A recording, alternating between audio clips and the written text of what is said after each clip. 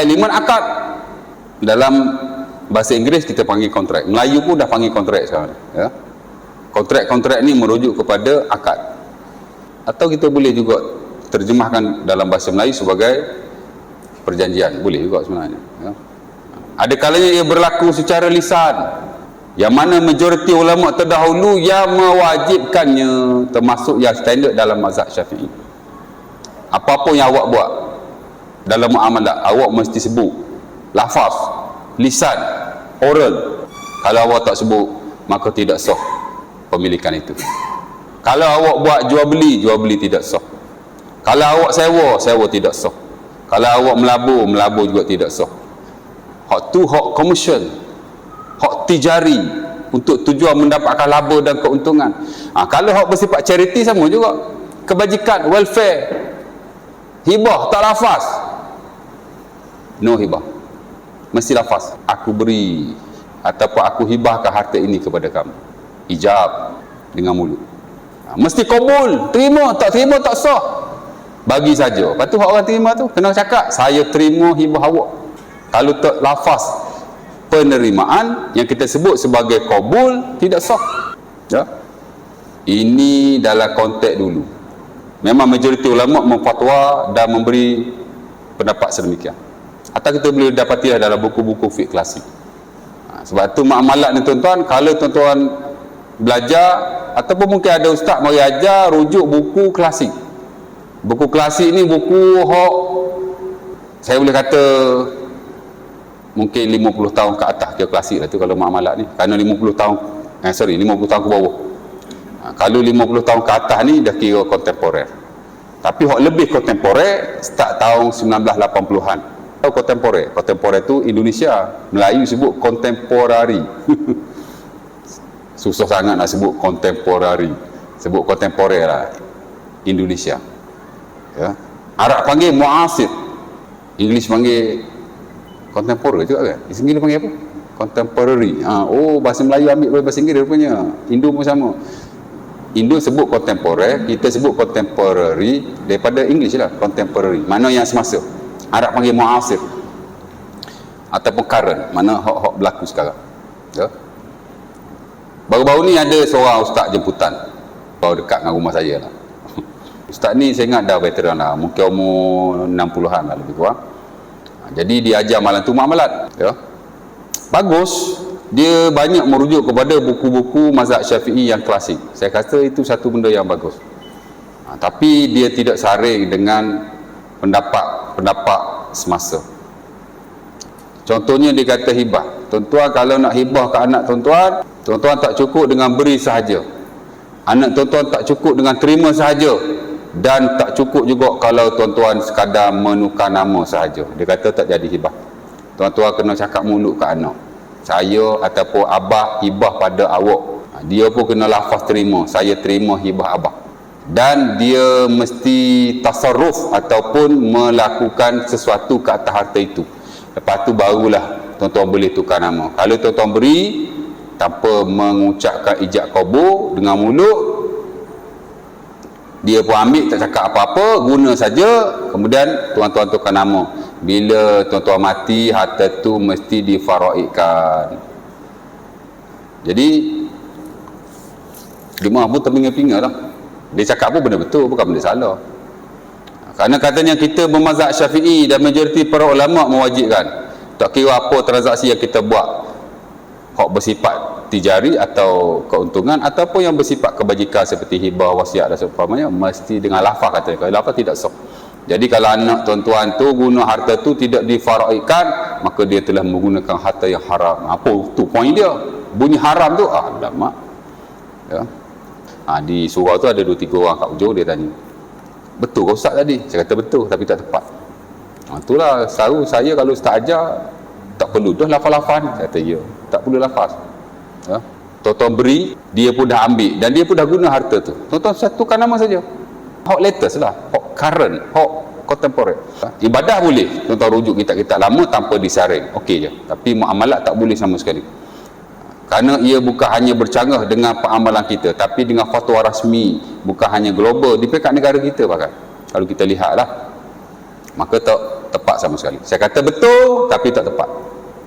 Betul lah dia kata, kena lafaz tapi tak tepat. Jadi tidak haram sama sekali. Ya. Biasalah orang kan, dia salah kita betulkan. Kalau kita tak boleh betulkan ustaz tu, kita betulkanlah jemaah yang ada. Saya pun sama juga. Kalau saya salah, siapa-siapa pun you are welcome untuk betulkan saya. Ya. Okey. Nak cerita begitu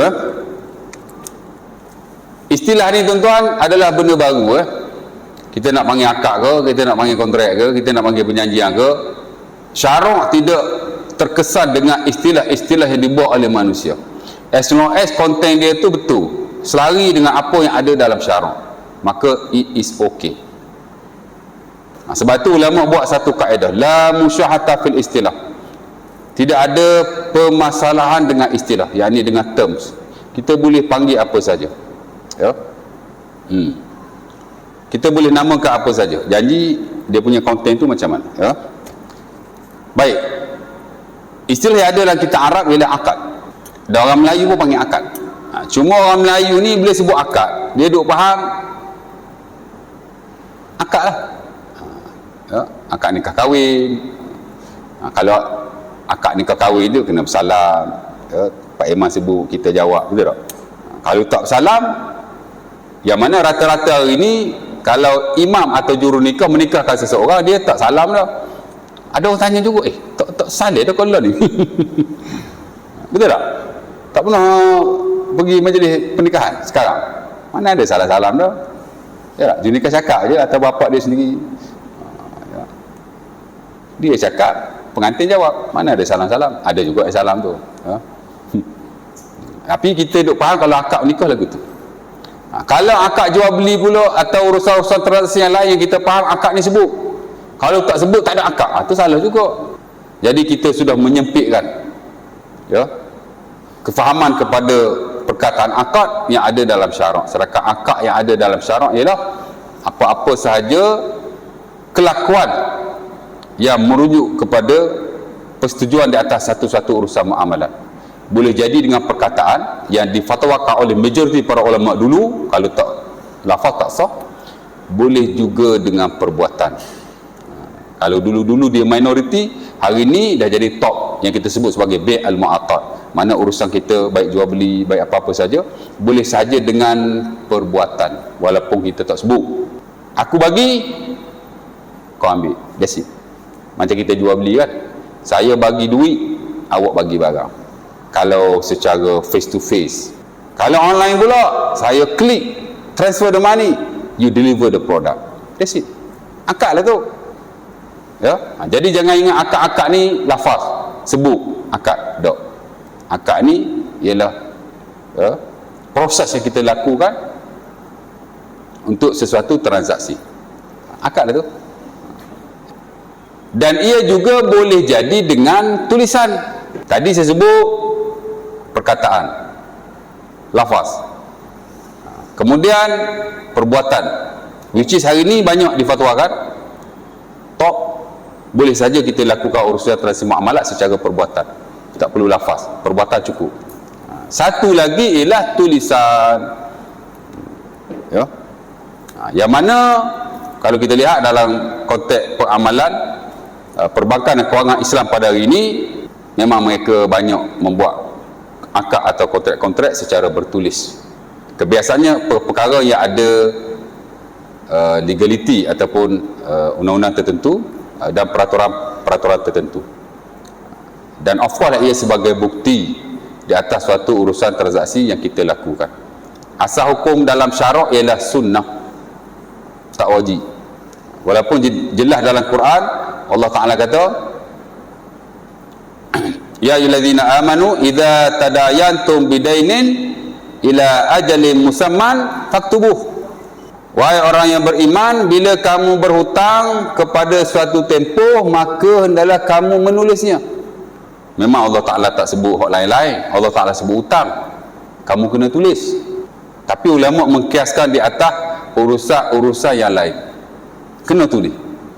Cuma mereka tak sepakat wajib ke sunat. Mereka tak sepakat. Majoriti kata sunnah sahaja. Mana apa-apa yang kita buat mesti ada bukti dalam bentuk tulisan, dapat pahala. Dan of course lah untuk masa-masa yang akan datang, jika berlaku apa-apa, kita boleh rujuk kepada tulisan itu. Perintah dalam syarak ni asas-asas dia wajib. Kalau ikutkan wajib tu. Tapi majoriti kata tak wajib, pasal dalam hadis-hadis Nabi SAW yang merangkumi urusan muamalat Rasulullah dan para sahabatnya, ada riwayat Nabi tulis, ada riwayat tak dinyatakan Nabi tulis atau tidak. Zahirnya Nabi tak tulis lah. Jadi dikata tidak wajib, sunnah sahaja.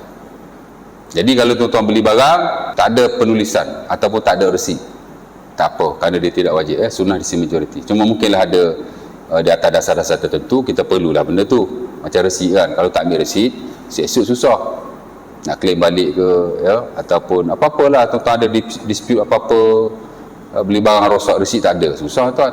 Jadi nak kena ada juga benda tu.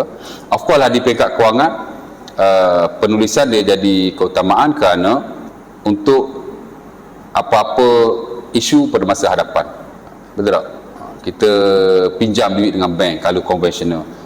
Kalau pembiayaan Islami, kalau tuan-tuan tak bayar, kalau tak ada bukti penulisan, macam mana dia nak bawa benda tu ke atas? Betul tak? Jadi kena ada lah untuk urusan-urusan seumpama itu, ya.